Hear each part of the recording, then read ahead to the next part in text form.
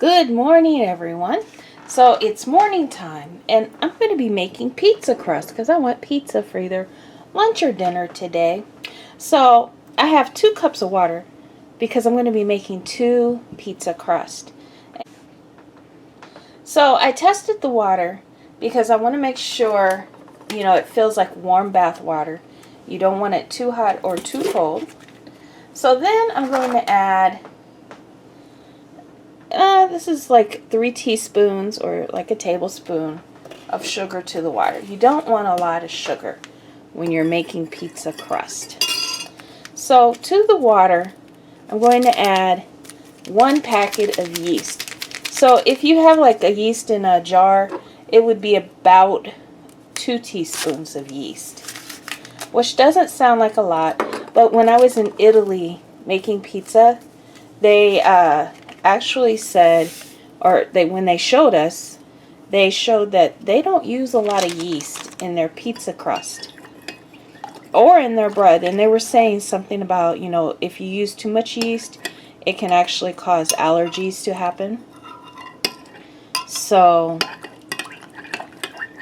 and it can be lumpy. It'll all work out in the end. So we're going to put this to the side to let it do what it do. And then we'll start on the actual pizza crust. Alright, so we have a bowl here. I'm going to add a little salt. That's like about a teaspoon of salt. And yes, my bowl is wet. It's not going to hurt anything. Just the inside's wet. So a little bit of salt. I'm going to add a little over a tablespoon of olive oil.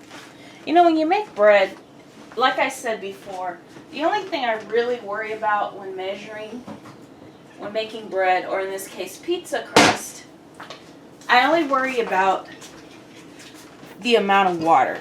Because, this stuff right here is flavoring, and you gotta have salt in your bread. If you don't at least have half a teaspoon of salt, your bread's gonna taste funny. Alright, so now I'm gonna start adding flour. Here we go. Oh, it poured out a different way than I expected it. That's alright. So we got our flour in there.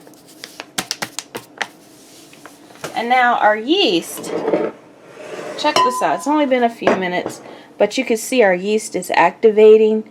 It's all bubbly and everything. So I'm going to give this a good stir.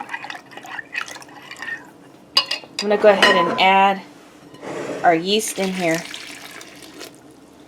Make sure if there are any big lumps of it,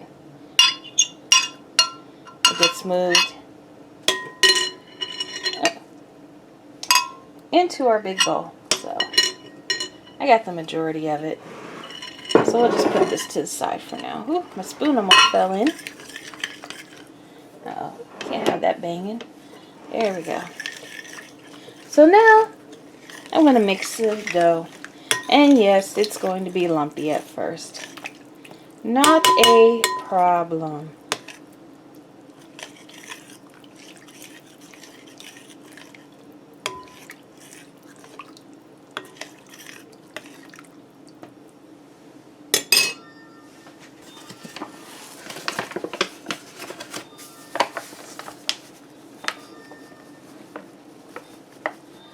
So it's probably going to be, when everything's said and done, about 6 cups of flour. 5 to 6 cups of flour will go into here, because usually for every cup, it's like 2.5 to 3 cups of flour. Every cup of water, it's 2.5 to 3 cups of flour.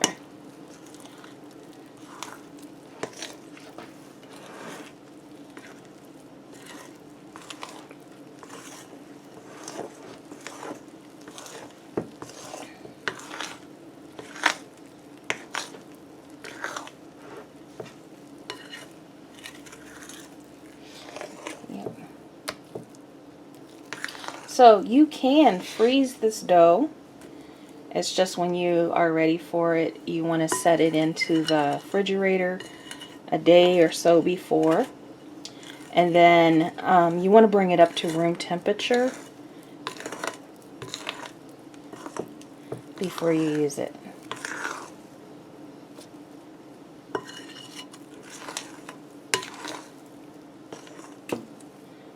Alright. So that mixed in well.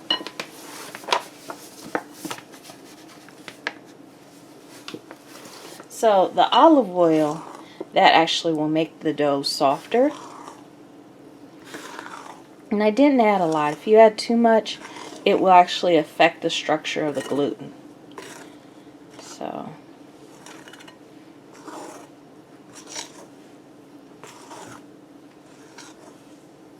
yep, and the same with salt. If you add too much salt, it'll affect the performance of the yeast.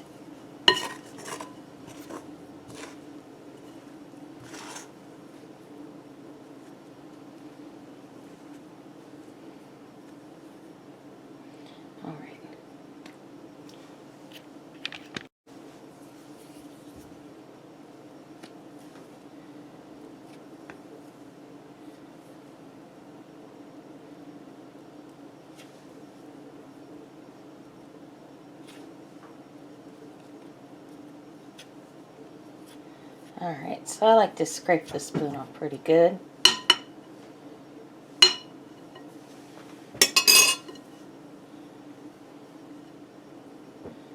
Alright. So, what I'm going to do is I'm going to pick up the dough from the bottom and put it on top and smash it in. Pick it up from the bottom and smash it in. That's basically kneading. So you can do it with either a spatula. If you do it with one of these, you got to be real careful you don't break the spatula.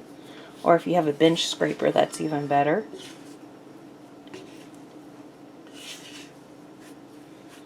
Alright. So let me go ahead and push this in. And I'm going to kind of flour up my fingers.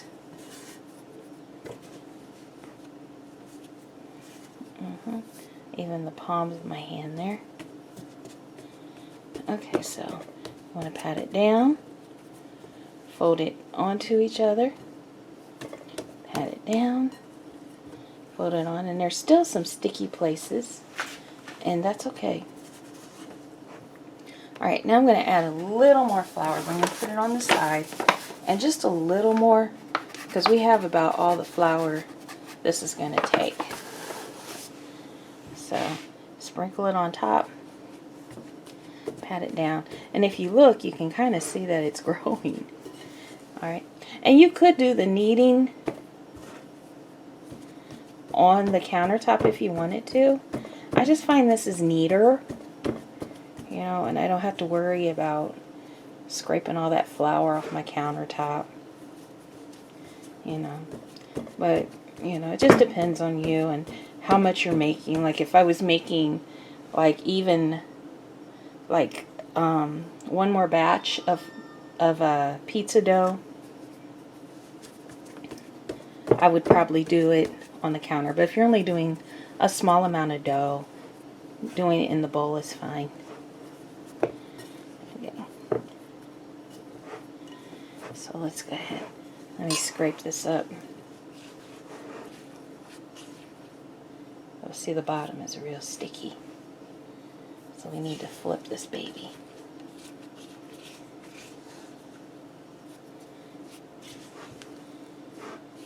There we go.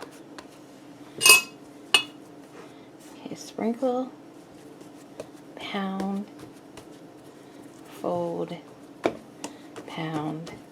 Might want to sprinkle a little bit.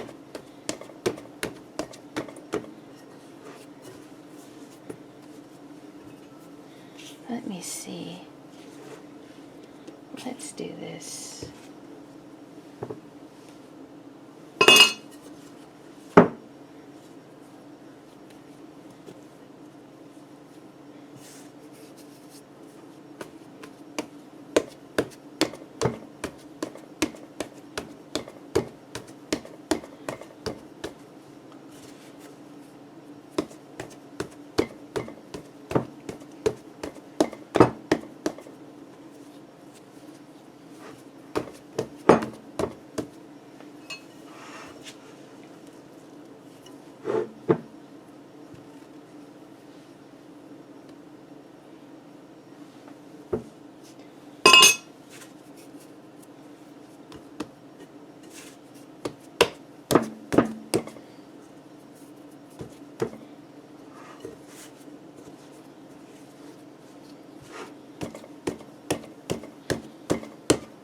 So you want to knead for about 8 minutes.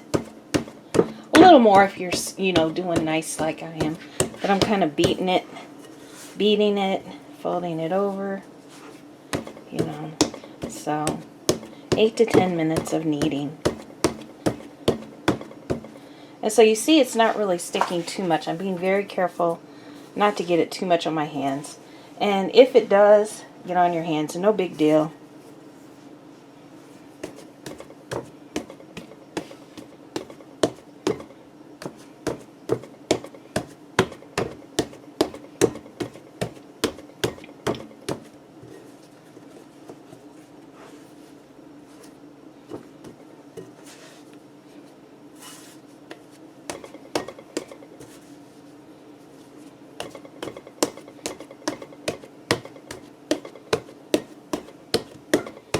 Just keep pounding it, folding it over, and you see it's less sticky now.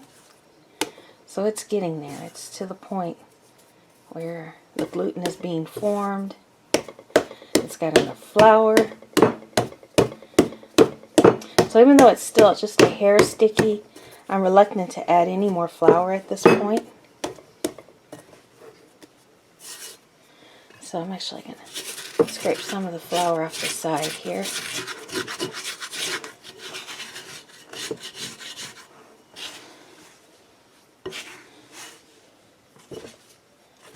Flip this dough over.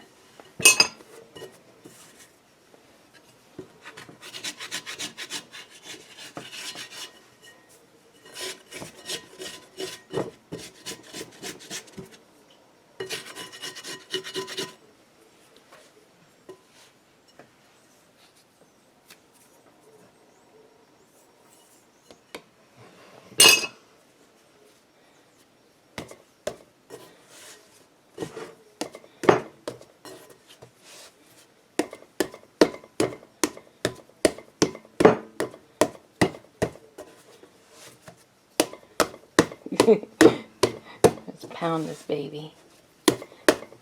So now it's to the point, it's not even sticking to my fingers. Like I have a little flour, but that was just from the whole time I've done this.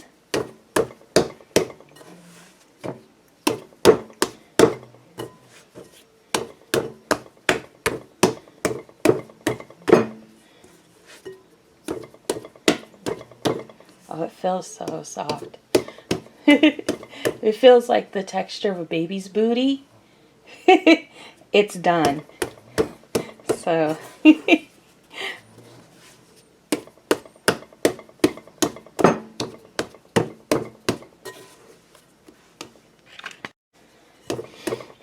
okay, I can tell it's done now because it has the texture of a baby's bottom. So when it has the texture of a baby's bottom, you know your gluten is formed and your dough is ready to take a little rest. So I'm going to smack the bottom a little more. I like playing with dough. Does it show? So there is a reason why I'm messing with this a little extra, and that's because you kind of want to form it into a ball. Now it is still really soft, and if I squeeze too hard it will stick to my fingers, but that's alright. This is going to be a nice dough, I promise. You're going to see in a few hours after I let it rise how beautiful this dough really is. But I'm going to shape it into like a disc. And you always, whenever you have dough and you're going to rise it, you want it into a disc or ball shape so that the yeast forms CO2, and that CO2 is what forms the rise or causes the rise, and you'll get nice big bubbles and everything. So it's actually best to let your dough put it in a bowl in the refrigerator or a plastic bag in the refrigerator for a couple days. That makes the best pizza dough. But I'm hungry. I want pizza today. But we're still going to let it give plenty of time. That's why I'm actually doing this before breakfast. So it'll have plenty of time to rise and form the flavors and all that. Alright, so I'm going to put a little olive oil on the top here.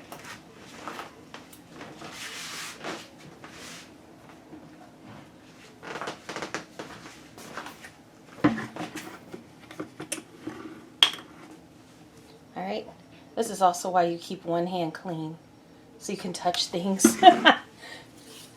Alright, so I'm going to run this over the top here.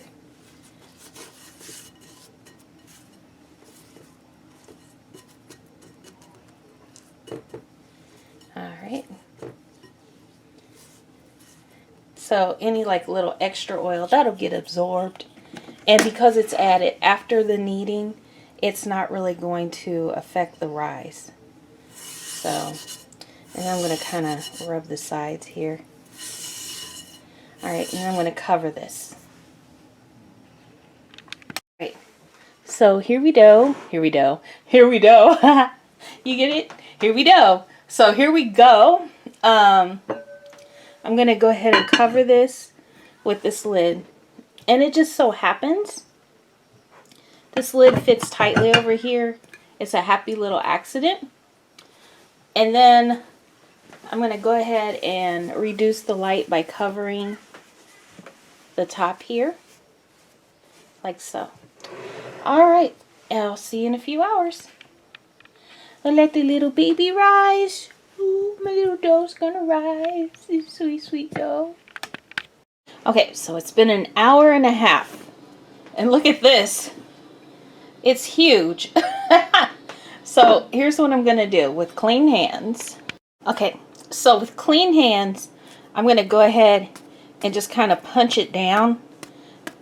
So I don't want to get too much on my hands, and it's been oiled, so it shouldn't be too sticky at the top. So just punch it down. We're going to let it rise again. Okay, I'm going to get a little rough with it. Knock that air. So basically what I'm doing is knocking the air out of the dough. He's been a bad boy. Okay.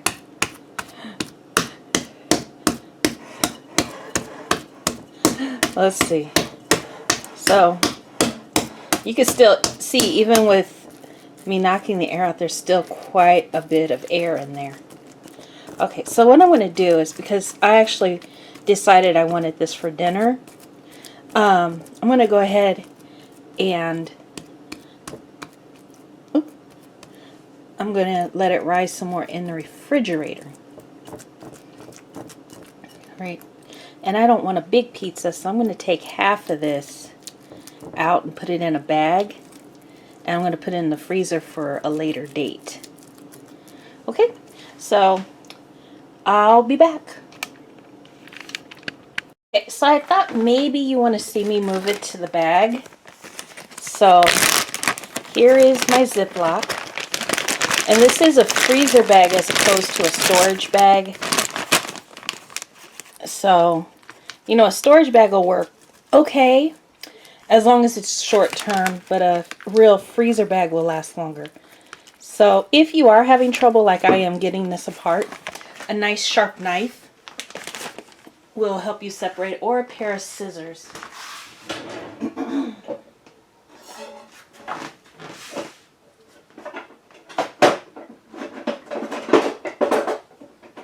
Okay, getting my knife out. This is a knife. Look how big that is. So I don't want to really scratch my glass. So I'm going to be very gentle and just go through the dough. There we go. A little bit stuck to the knife, no problem. Alright. So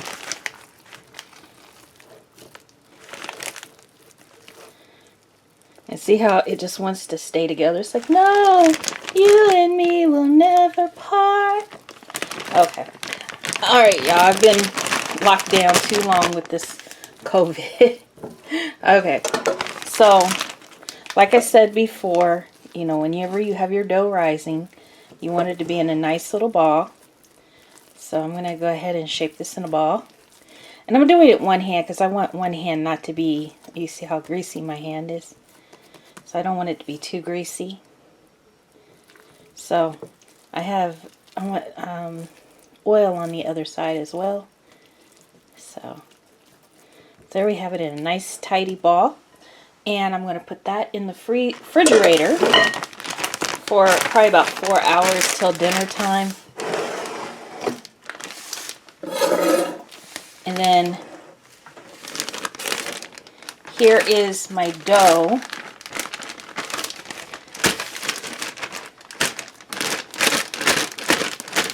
Alright. And I'm going to put that in the freezer bag. And I want to push out the air. So, use this paper towel to get that grease off my hands. That's actually olive oil. It's actually good for your hands. You notice my hands aren't so chapped. But that's because every day I put lotion on, like 3 or 4 times a day. Because right now, with us washing our hands extra, it can really cause some dry skin damage there, you know. So, ew. Sure, nothing's on there. So, push as much air as possible out.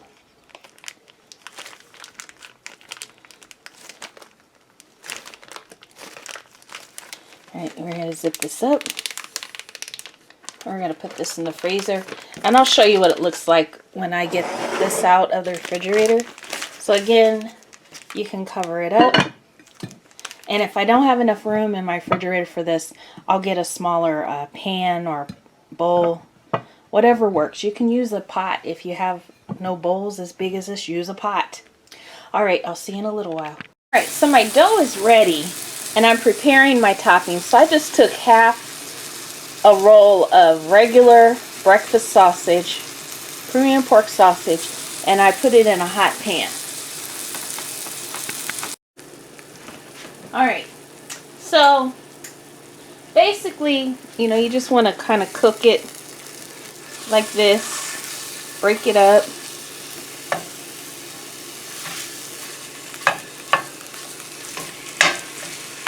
I want to turn this over because it's got kind of cooked a little bit. That's like perfect right there. Like the way you want your sausage to look when you have breakfast. But we got to get the rest of it browned.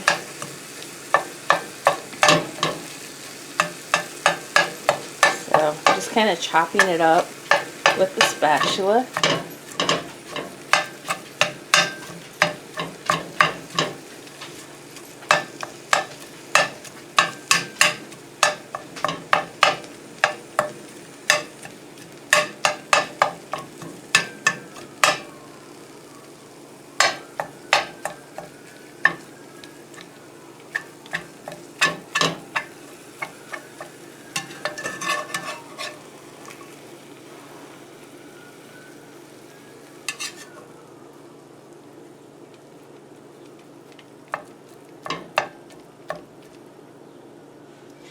Let me turn this up. I actually turned it off. I had to go check.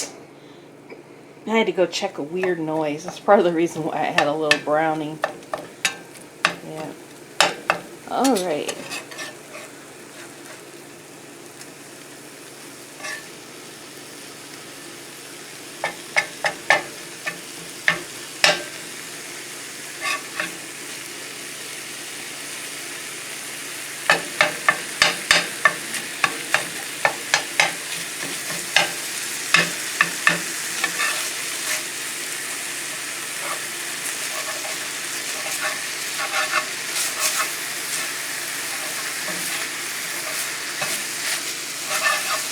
So once this gets pretty close to done, I'm going to add some seasoning so it tastes more like Italian sausage. And I guess in a way, I am making it into Italian sausage.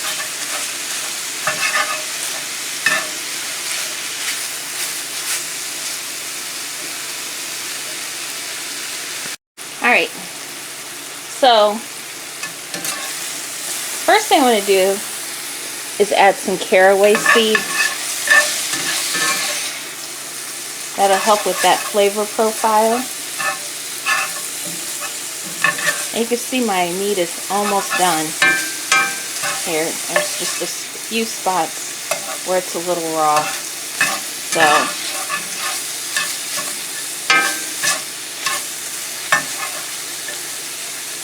I'm going to go ahead and turn it off.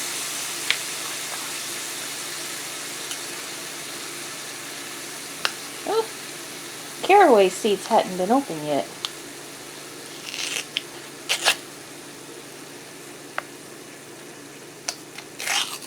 There we go. Oh, too much. So there we go, just about. Just gonna add like a teaspoon, not even a teaspoon, about half a teaspoon of caraway seeds.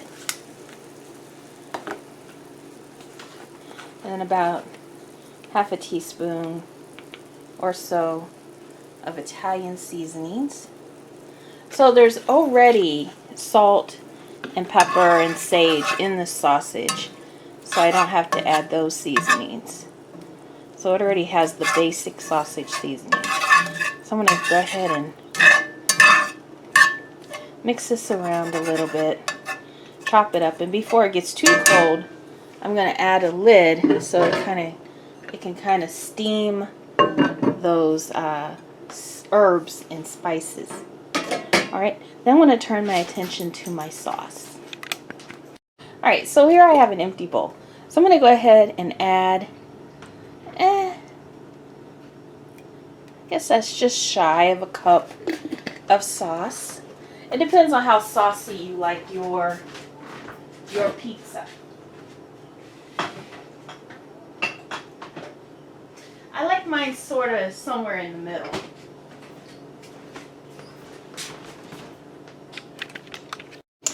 Alright, so now I'm going to add a little flavoring in here, which includes like just a scant teaspoon of brown sugar. And what that does is it cuts the acid that's in the sauce.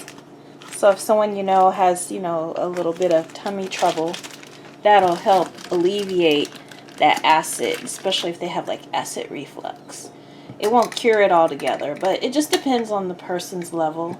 And like my mom suffers from that, so just a little bit of sugar helps to alleviate it. Next, I'm going to add some chopped up garlic.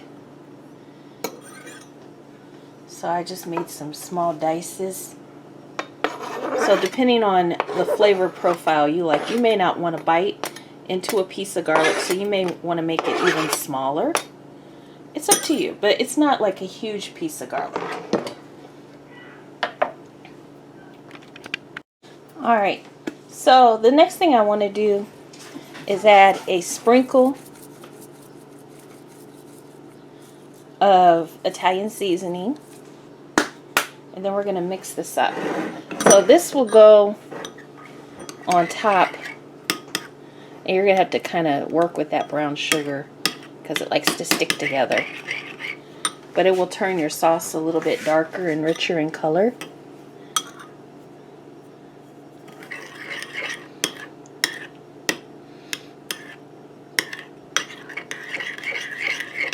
But also you got to make sure that brown sugar is broken up, or somebody's going to get a bite of just sugar. And that's, to me, that's not so good when you're eating something savory. So you want it to just flavor it and cut the acid, not really make it sweet.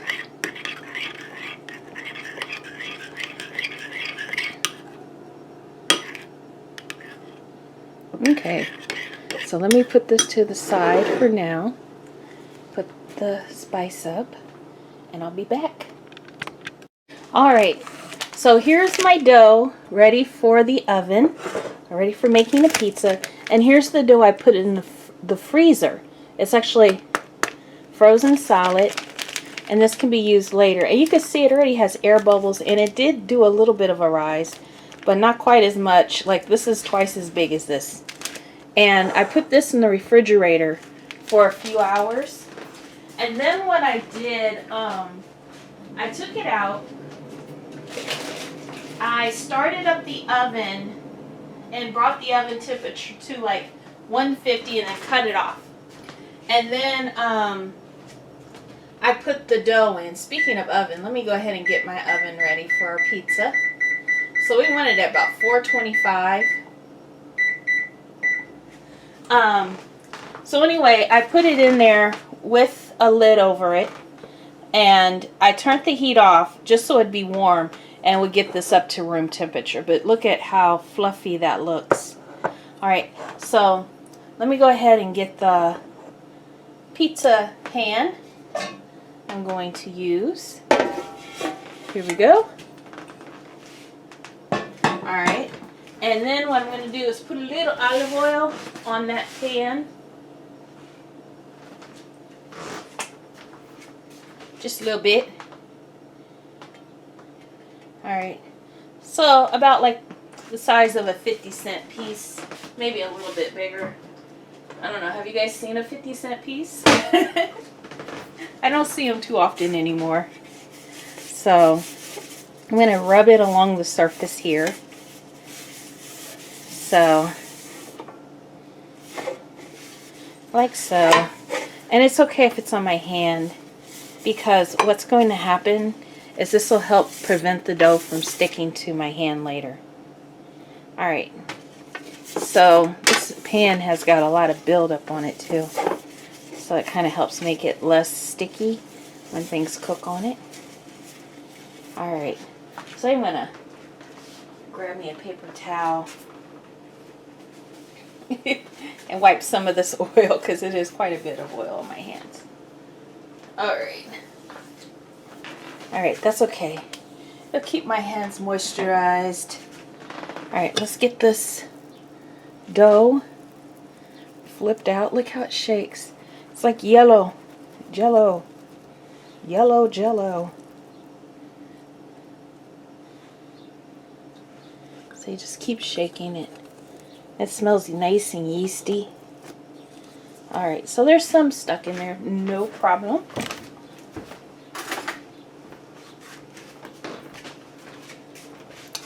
Just use my handy dandy scraper.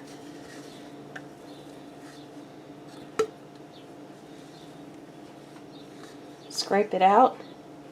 Put it on the top.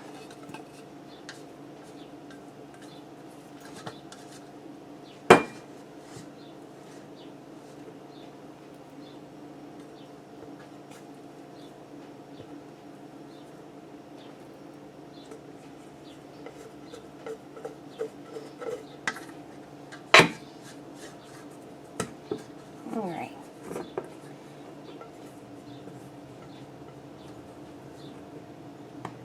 Here we go. Alright then. Now. Okay, now it's sticking, so a little bit. Need more oil, just do that. Get more oil on your hands. Another thing we can do is just flip it over. So, something I want to do. Not a big deal. It's just the pan. So what I want to do is I just want to pull it. Alright. If the dough fights you too much, basically just let it sit for about 5 minutes without touching it. And then the dough will relax.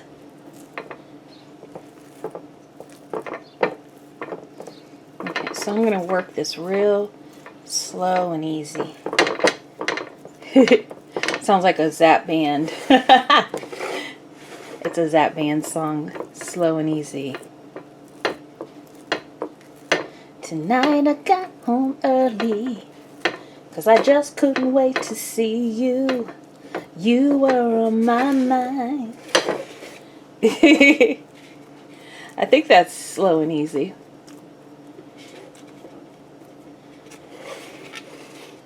I always get that mixed up, like slow and easy, and then I go shoo-biddy bop bop bop, I wanna love you, shoo-diddy wop ba da bop, computer love. So I always like get these songs like kind of mixed up in my head, but it's kind of a nice remix that's in my head, huh? Now watch, there's gonna be a DJ out there going, hey, she got kind of a good concept there, let me try that. Alright, so you see how, you know, I did have to take my time, but this is pretty easy going, and the dough is pretty relaxed. Again, you see how it's kind of fighting me here? Just let it relax, right? So this part of the dough, you know, is doing what I want it to do. We'll come back to that in a minute. No big deal. Alright, so there we go. Alright, so remember our sauce? Let me get our sauce on there.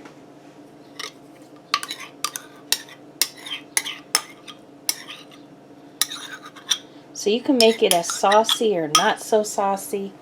If you put too much sauce, your ingredients will slide off. And I like to go to the edge. I know some people like to keep like a little border on the edge of their pizza, and that's fine. You can do that with your pizza if you like.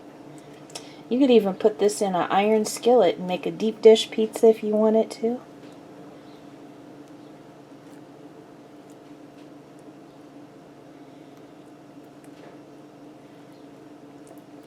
All right. Look at all the herbs and spices in there. So, you see how I'm kind of working this, trying to make this a little rounder here. And it's okay, it went over my thing a little bit, but that's alright. I like taking it to the edge there. Oh, pizza oven's ready. Well, not the pizza oven, but our oven is ready for the pizza.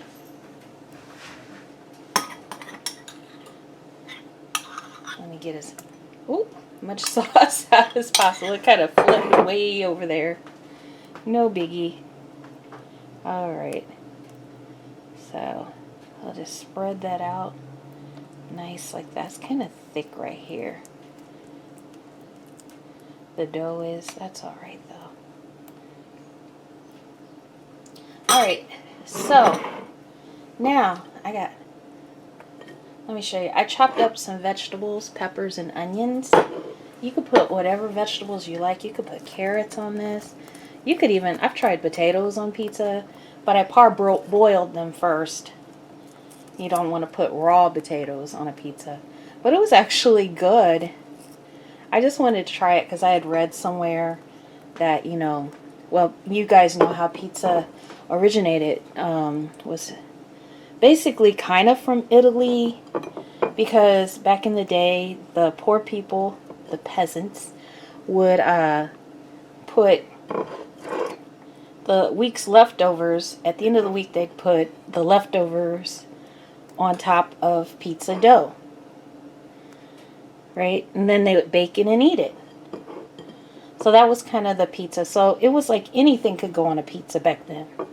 So then, you know, the history of pizza, Naples, Italy, I don't know what year. I guess I could look it up and put it, I'll put it down here somewhere for you to read the date or the year. I don't think they have the exact date.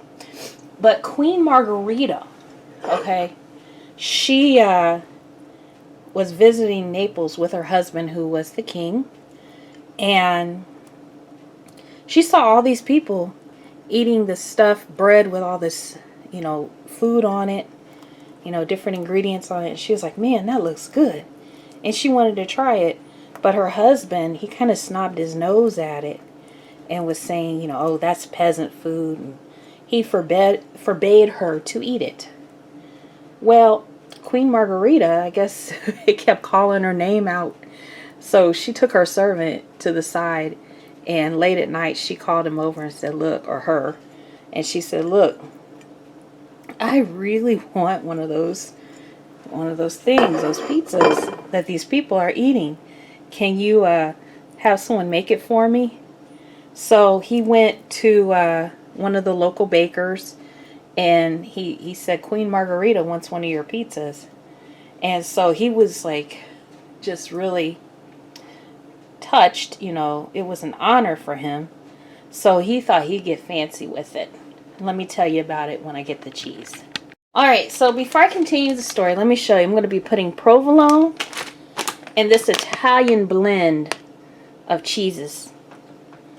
Alright, so to finish the story, so the servant went to the baker. The baker, he was so honored that Queen Margherita wanted to try his pizza that he made it with white cheese, and basically this was going to be the colors of the Italian flag.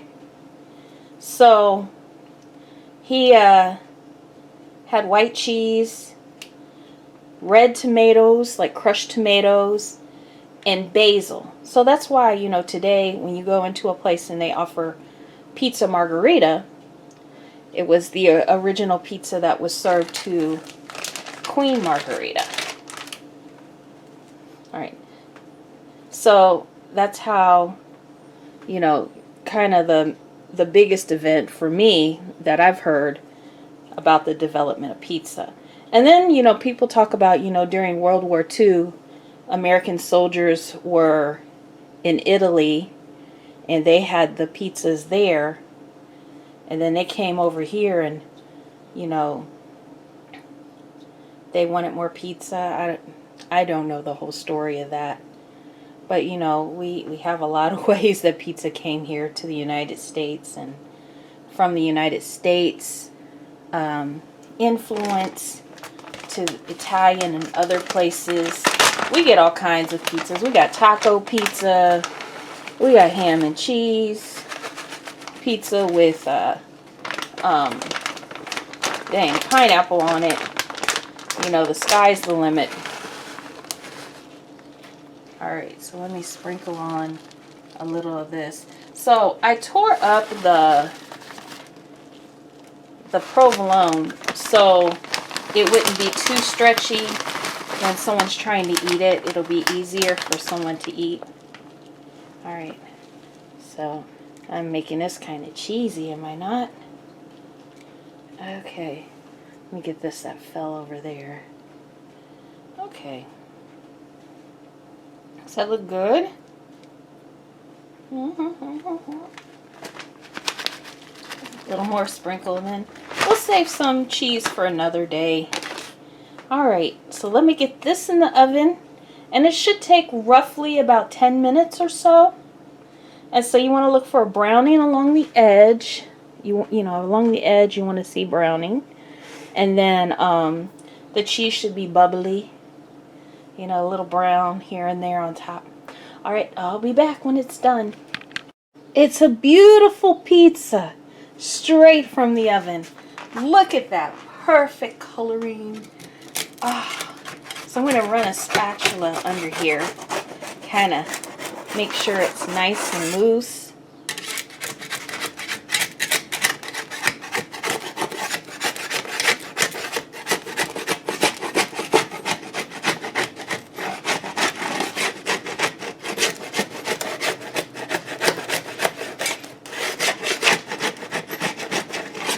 Okay, so let me go ahead and I'm going to turn this around. It's hot.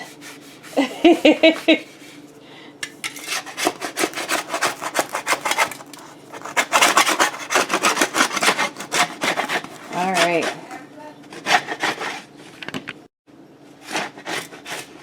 All right, so you can see here it's nice and loose from the bottom, so I'm going to go ahead and cut this.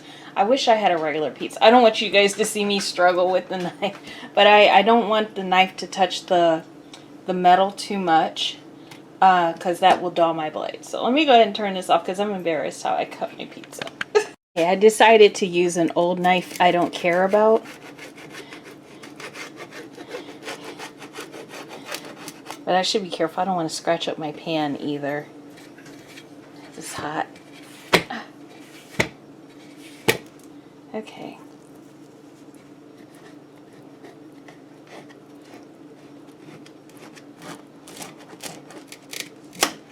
Okay, so you want big slices, small slices, medium slices. It's up to you. You can even do squares. You know, your pizza, you do it your way. Alright. You know, you can serve this with a nice side salad. You know, or cut up fresh fruit. Ooh, sounds good. I want some melon. Alright. So we'll put this to the side here.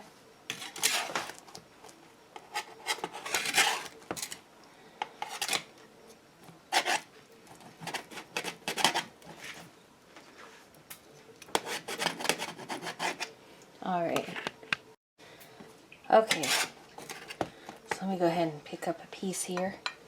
So there we go, we got stretchy cheese.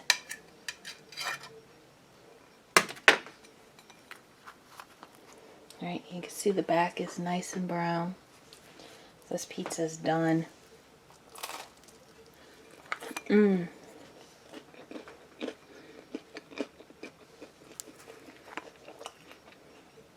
So it's really good.